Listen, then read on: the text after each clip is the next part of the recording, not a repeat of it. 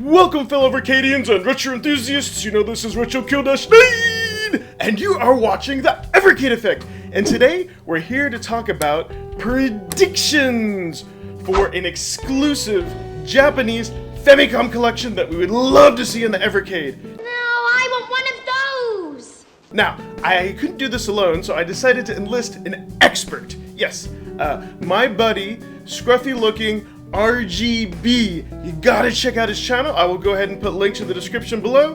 Basically, he lives in Japan, goes on retro game hunts, and does a little bit of modding and Japanese game reviews on the side. So you gotta check him out. So he is the perfect candidate to pick some exclusive games that we would love to have here for the Evercade. So I'm gonna go ahead and turn it over to him, and then when we're done, we're gonna come back to me, and I will go ahead and give you my feedback and opinion. So, Scruffy, go ahead and take it away!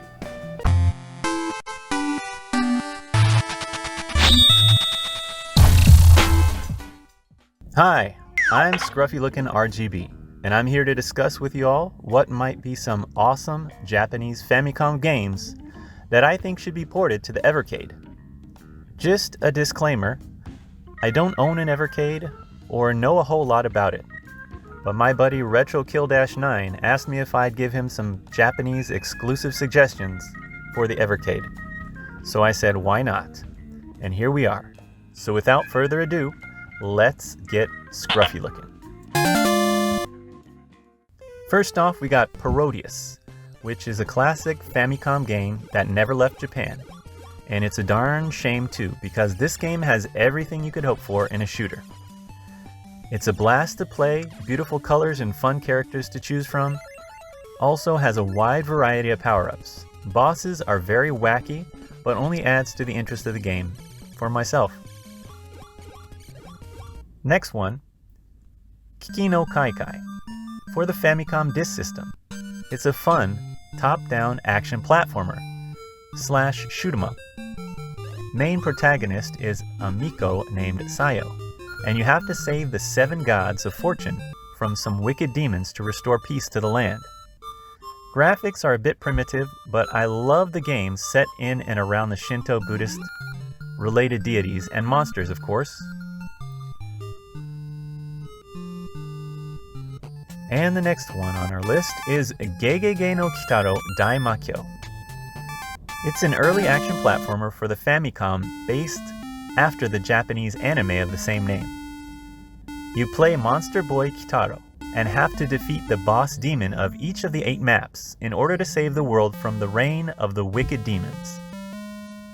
This is the fast-paced game with plenty of interesting weapons, including temporarily controllable geta or sandals. If you like mysterious Japanese monsters and a fast-paced, challenging gameplay, this one will be worth a try. One I cannot fail to mention is Star Wars Namco Edition. Not just because I'm a Star Wars fanboy, but this game has an interesting and alternative universe version take on A New Hope. While all the characters are the same, the plot departs quite a bit from the movie. Gameplay is pretty good. You play as Luke and fight against sand people and Jawas. And yes, you get the usual stormtroopers to battle as well. But you also get a plethora of force abilities. Some are more useful than others. To add to the zaniness, each boss battle is a new rendition of a giant insect or dinosaur disguised as Darth Vader. Like for this example, Scorpion Darth, or this Pterodactyl Darth. I love games like this, so I think it should be brought to the Evercade. And last but not least is Zexes, or Zexus. In Japanese, it's Urashima Taro Kameongaishi. This was a game that came to the NES, yet the name was changed to Zexes, or Zexus. Don't let the NES version's boring cover art and opening graphics fool you. This one is a heck of a game. It might have been better to keep the original Japanese cover art so folks could get a better grasp on what they're about to play. But this one is definitely a diamond in the rough. Very worthy of an Evercade port. This is everything all in one alien platformer, and even shoot 'em up levels as well. Sprinkle in some awesome cutscenes and a sweet storyline, and you have one wicked game.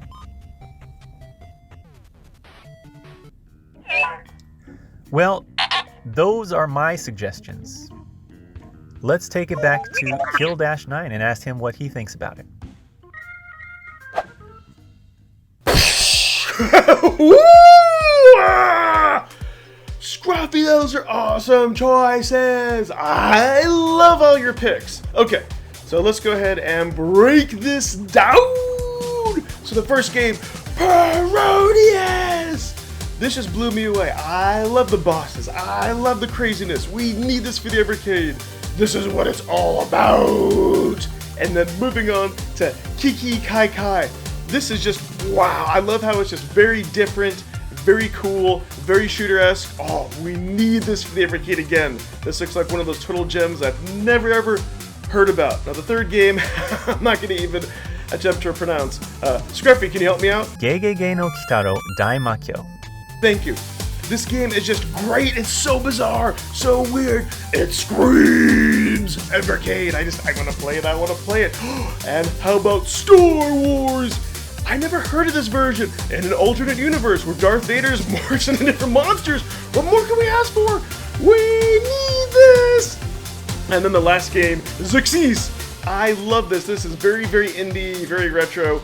What more can I say? I love all your choices, Scruffy. Yeah, I know. And what I want to know, comment in the section below, do you agree with these picks? Do you like these choices? Would you buy an Evercade cart with only 5 Famicom games on it? Now, keep in mind that Blaze would go ahead and they would translate all these games to English, which would be freaking fantastic!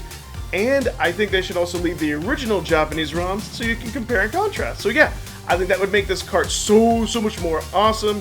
Even if they kept the original Japanese version, I would definitely buy it. So yeah, go ahead and comment below. Let me know what you think. Are there other Japanese games you would like to see? And yeah. Oh, one last thing. Social medias. Social medias. Please go ahead and subscribe to this channel and follow me on that if you haven't already. And well, I created content. Thanks for watching. Bye-bye!